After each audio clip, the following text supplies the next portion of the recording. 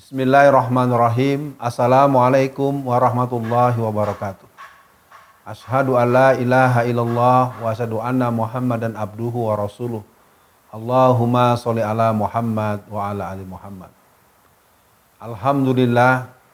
Alhamdulillahillazi at'amana bil iman wal Islam. Para pendengar, para pemirsa yang berbahagia. Pada pertemuan kali ini kita mencoba memahami dinamika gerakan Islam yang bernama Front Pembela Islam. Beberapa waktu belakangan ini, setelah dinyatakan sebagai organisasi yang telah dilarang oleh pemerintah, Allah berikan bukti bencana alam di berbagai tempat. Masyarakat kehilangan sosok yang biasa datang dengan rombongan, dengan lambang dan atribut yang menjadi kebanggaan masyarakat di bawah.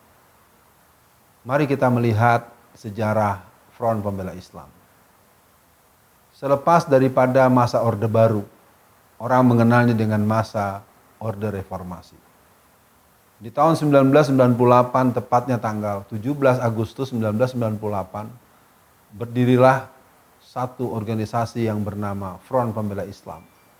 Di sebuah pondok pesantren Al-Um, yang semua orang tahu di situ adalah sebuah lembaga pendidikan pesantren yang dipimpin oleh Kiai Haji Misbahul Anam.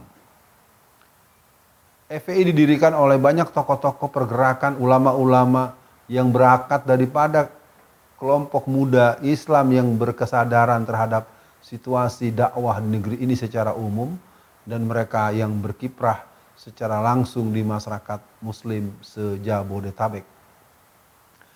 Adalah Habib Rizik yang didaulat untuk memimpin sebagai ketua umum DPP FPI. Tentunya sebagai sebuah organisasi baru, mereka membutuhkan proses untuk sampai kepada sebuah eksistensi seperti yang kita lihat pada hari ini.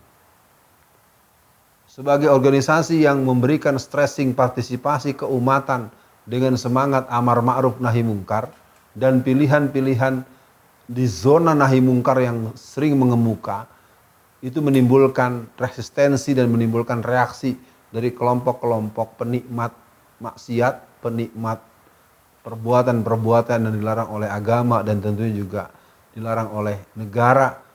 Front Pembela Islam bertumbuh dengan sangat dinamis. Sebagai sebuah kecambah kekuatan pergerakan umat, tentu bisa dimaklum terjadinya proses-proses yang bergesekan dengan pihak-pihak tertentu. Beberapa tindakan-tindakan yang mestinya tidak seperti itu, atau kurang wise, kurang bijaksana, atau kurang tepat, atau dianggap keliru, itulah bagian yang sekarang dieksploitasi terus oleh orang-orang yang tidak menyukai FPI. Padahal kalau kita mau melihat bagaimana FPI bertumbuh dan berkembang di Indonesia dari Aceh sampai Ambon, di seluruh Indonesia perwakilan-perwakilan FPI itu eksis, dan mereka ada di garda perjuangan umat menjaga eksistensi ahli sunnah wal jamaah, dan mereka bagian daripada penepis dan penahan dari gerakan-gerakan yang membahayakan akidah dan keyakinan umat Islam. Apakah gerakan-gerakan kristenisasi, apakah gerakan-gerakan pemurtatan, apakah gerakan-gerakan Ahmadiyah, Nabi palsu, apakah gerakan-gerakan Syiah. Artinya apa yang ingin kita katakan? Bahwa FPI, Front Pembela Islam, memang mengalami proses pertumbuhan, perkembangan, dan perluasan. FPI hari ini tentu di usia yang ke-22 tahun menjadi satu situasi. Dia merupakan sebuah kelembagaan organisasi yang sangat matang. Berbagai kegiatan yang sangat menimbulkan kesan mendalam adalah kegiatan-kegiatan kerelawanan. Tidak ada orang yang bisa memungkiri seperti apa Front Pembela Islam yang langsung dipimpin oleh pemimpinnya, imam daripada DPP FPI waktu itu, yaitu Habibana Habib Rizik Syihab. Habib Rizik turun langsung ke arena bencana alam yang terjadi di Aceh. Semua orang tahu yang namanya tsunami Aceh itu merupakan berita yang sangat tidak dibayangkan. Menurut catatan, ada beberapa versi jumlah korban secara total. Ada yang menyebutnya 250 ribuan orang, Bahkan beberapa masyarakat-masyarakat yang ada di negeri Aceh, masyarakat Aceh secara umum lebih mempercayai jumlahnya lebih dari 250.000, bahkan ada yang bisa menyebut 400.000 orang yang mati dalam peristiwa itu. Semua bisa mengetahui seperti apa Front Pembela Islam yang turun ke daerah bencana langsung dipimpin oleh Habib Rizik dengan kurang lebih personil yang turun di arena zona tempat daerah-daerah yang banyak korban-korban yang belum ditemukan dan perlu dievakuasi, ada sekitar 1.300-an orang. Dengan kekuatan itu, perjalanan mereka kurang lebih antara beberapa bulan setelah peristiwa bencana di hari pertama Desember 2004 dan dinyatakan selesai pada awal-awal tahun 2006. Jadi rentang tahun 2005-2006 itu anak-anak FPI di bawah pimpinan langsung dari Habib Rizik, mereka melakukan gerakan-gerakan evakuasi terhadap mayat-mayat yang tertindih reruntuhan gedung, tertindih batang-batang pohon, dan berbagai hal yang membuat mereka harus diangkat dengan cara yang khusus dan berhati-hati. Yang perlu jadi catatan buat kita bahwa Front Pembela Islam dengan izin Allah berhasil mengangkat sekitar 135.000 mayat-mayat dari berbagai tempat-tempat, dari yang mudah diangkat sampai yang paling sulit untuk diangkat. Bagaimana hari ini? Setelah dibubarkan dengan dibacakan bukti atau surat pembubaran oleh Menko Polhukam, Profesor Dr. Mahfud MD, maka Pak Mahfud MD adalah saksi sejarah, tangannya telah menandatangani pembubaran itu atau membawa tanda tangan dari orang yang menyuruhnya untuk membacakan itu. Lalu apa yang ingin kita katakan? Semua orang bisa mengetahui berbagai bencana alam di banyak negeri, di banyak daerah, di banyak provinsi. Semua akan terkejut. Bahkan ada stasiun televisi tertentu yang sudah menyiapkan krunya, sampai menyiapkan berbagai alat-alat yang paling canggih untuk meliput. Ternyata seperti kasus bencana alam yang pernah terjadi di sebuah daerah di Jawa Barat, 100% di titik-titik posko-posko penampungan para orang-orang yang dievakuasi hanya ada Front Pembela Islam. Secara fisik. Kalau bantuan tentu ada yang dari Muhammadiyah, ada yang dari masjid, ada yang dari rohani Islam di berbagai kantor-kantor. Ya, itu kita akui. Tetapi secara fisik sebagai sumbangsi tenaga, sumbangsi badan, sampai penyiar televisi tertentu itu tentu para pemirsa memahami lah. Televisi apa itu, mereka sampai kembali lagi pulang. Karena mereka dapat perintah dari redakturnya, jangan liput posko yang ada FPI-nya. Padahal di semua tempat, di semua titik isinya FPI semua. Nah, itu juga terjadi ketika Jakarta yang juga punya langganan banjir. Karena saya ada di Jakarta rentang tahun 1967 sampai 1979. Sampai semenjelang tamat SD, saya ada di lingkar Jakarta dan ada di Petamburan. Saya masih ingat betul tahun-tahun 70-an itu, kita banjir itu memang banjir yang langganan. Langganan banjir. Apa yang ingin saya katakan? Bahwa FPI telah menyatu dengan umat. FPI ada di hati umat. Itu yang membuat kita sekarang sangat perih di hati. Kenapa FPI yang tidak melakukan hal-hal yang melanggar secara konstitusi prinsipal lalu dibubarkan? Apa salahnya? Gerakan separatis macam apa yang dilakukan? Makar apa yang FPI lakukan? Korupsi berapa triliun yang FPI lakukan? Bentuk-bentuk intoleran macam apa yang FPI lakukan? FPI tidak pernah memaksa orang masuk Islam. Tidak ada menyerbu gereja lalu kemudian gereja tersebut diambil alih, dirubah jadi masjid atau apa. Sangat sulit diterima oleh akal sehat. Karena memang ini dikelola negara dengan ugal-ugalan dan semaunya, maka pembubaran FPI adalah benih-benih tragedi ke depan. Kita tidak menginginkan, tetapi akibatnya sekarang ketika bencana alam di mana-mana, baik melalui status Facebook, baik melalui Instagram, baik melalui Twitter, kami sedang dalam bencana yang berat, FPI datanglah ke tempat kami. Bahkan ada di sebuah daerah bencana yang cukup serius, pihak kepolisian didampingi oleh pihak tentara mendatangi rumah-rumah tokoh-tokoh FPI agar mau turun untuk memberikan bantuan secara fisik. Karena kedatangan FPI itu jangankan bawaannya, ada orangnya saja sudah sangat membuat hati tenang. Ini mungkin pesan buat seluruh kader-kader FPI Front Pembela Islam yang insya Allah kita akan bergerak ke depannya dengan front persaudaraan Islam. Ini jadi perhatian. Bencana alam di mana-mana itu orang merindukan kedatangan FPI karena anak-anak FPI dipastikan dia datang dengan keringatnya, dia datang dengan tangannya, dia tidak ada mobil dinasnya, dia tidak ada SPJ-nya, dia tidak punya ongkos jalan, dia tidak punya mobil khusus, dia tidak punya makan khusus, dia bersama di bawah di masyarakat. Maka dengan penyampaian ini kepada seluruh masyarakat Indonesia, FPI ada di hati seluruh masyarakat kita. Pembubaran dilakukan tanggal 30 Desember 2020 itu merupakan proses pembunuhan hakikat aspirasi rakyat kecil. Saya ingin katakan, pembubaran FPI adalah sebuah tindakan gegabah. Kalau Rocky Gerung menyebutnya sebagai tindakan dungu. Masalahnya bukan di situ.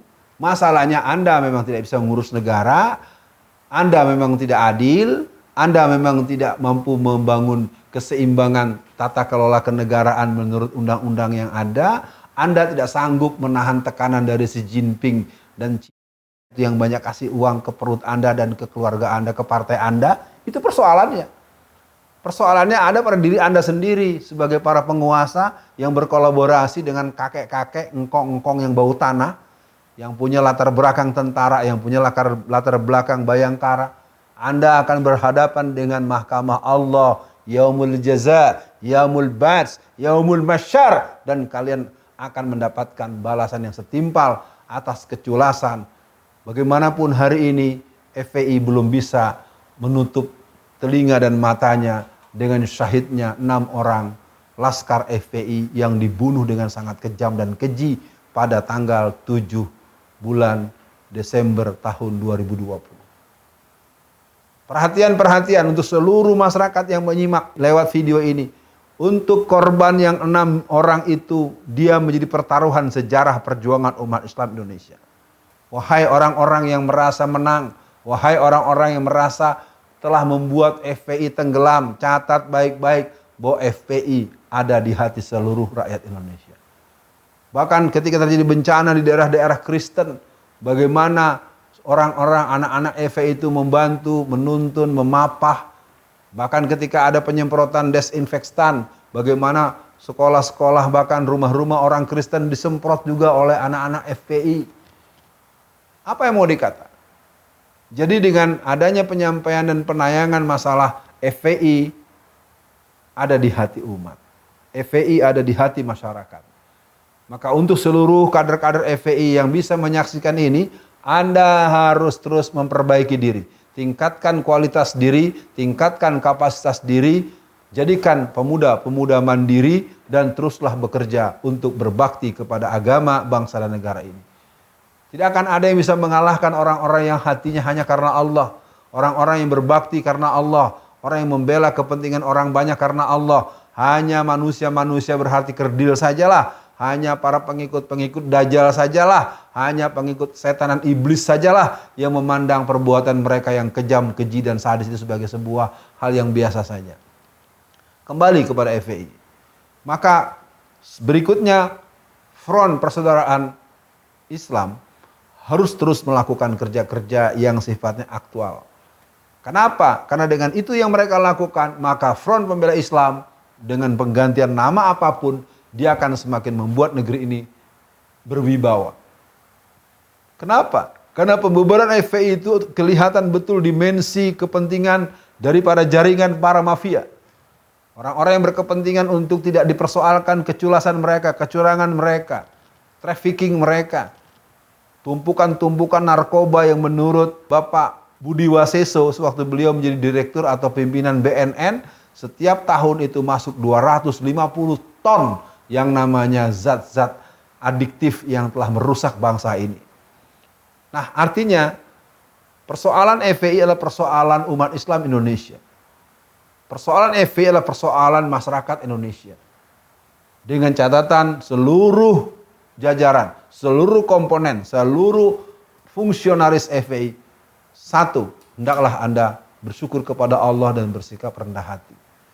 Dua, tata terus sistem struktur kerja Anda di mana-mana dan berbuat baiklah kepada lingkungan di sekitar Anda, maka Anda akan mendapatkan poin yang baik di hadapan Allah dan pastinya Anda bisa mencuri hati masyarakat. Yang ketiga, mari kita terus mewaspadai gerakan PKI, gerakan kristenisasi, gerakan Syiah, gerakan Ahmadiyah, dan gerakan-gerakan yang akan merusak misi Islam, izul Islam wal muslimin harus dihadapi dengan satria, dengan jiwa jihad yang tertanam dalam segala situasi yang kita hadapi. Artinya berikutnya buat seluruh keluarga besar FPI, simpatisan FPI, rekening-rekening yang telah ditutup atas sepengetahuan, kalian harus hidupkan kembali. Kalian tidak punya alasan yang bisa diterima berperilaku seperti Zionis Israel di Palestina. Pembekuan rekening, pembunuhan, pembantaian, memfitnah, memutarbalikan fakta, itu persis kelakuan orang-orang Zionis yang telah membuat Palestina seperti hari ini. Maka seluruh kaum muslimin di negeri Indonesia, kita sudah sangat terlambat, tetapi kita perlu sama pengetahuan bahwa negeri ini tidak akan pernah kita serahkan begitu kepada musuh-musuh agama dan musuh negara ini. Selamat berjuang buat Front Pembela Islam. Teruskan pengkaderan, teruskan silaturahmi. Pahamilah selain FPI ada yang lain. FPI adalah salah satu organisasi yang punya potensi besar. Bahkan ada tulisan yang menyebut 3 organisasi ini bergabung, maka negeri ini akan aman. 1. NU, Nahdlatul Ulama. 2. Muhammadiyah. Dan yang ketiga adalah Front Pembela Islam. Bagaimana dengan organisasi yang lain? Ya, dia saudara kita. Dia adalah bagian-bagian yang punya peran masing-masing. Ada Hidayatullah, ada Persis, ada Arwasliyah, ada Matlaul Anwar. Jadi semua organisasi, semua LSM, semua komunitas, mereka menjadi bagian kekuatan. Innallaha yuhibbul lazina yuqatiluna fi sabilihi sofan ka'annahum bunyanun marsus. Wal mu'minin wal mu'minatin kal bunyanuhum yasuduhum ba'duhum ba'du. Mereka bekerja sama untuk bersatu. Orang-orang kafir ini memang mereka sekarang sangat menginginkan kita tidak bersatu. Keluarnya Kepres terbaru yang membolehkan orang sipil mengadukan orang lain sebagai ekstremis, sebagai teroris, itu merupakan sebuah langkah mundur, sebuah sikap yang tidak mendidik. Ini tidak boleh diteruskan. Negeri ini membutuhkan pemimpin yang sayang pada rakyatnya. Negeri ini membutuhkan kebersamaan dalam perbedaan. Jangan Anda teriak-teriak Bhinneka Tunggal Ika. Anda sendiri yang diskriminasi. Anda sendiri yang bersifat sara. Kau tuduhkan orang lain jangan sara. Kamu sendiri yang sara. Kau juga jangan mainkan katanya sektarian. Jangan mainkan intoleran. Anda sendiri yang intoleran. Kita umat Islam diajarkan untuk bagaimana Natalius Pigai dengan terang-terangan tidak ada teroris itu. Tidak ada intoleran itu. Umat Islam itu tidak teroris. Umat Islam itu tidak intoleran. Justru pihak lain yang berbuat intoleran dan bersikap teroris dan intimidasi kepada umat Islam. Artinya apa? Selamat berjuang. Teruslah kafilah FPI. Kibarkan bendera. Terus bergerak. Mohon restu pada kedua orang tua. Perbaiki akidahnya. Tertibkan ibadahnya. Sempurnakan akhlaknya. Terus bekerja.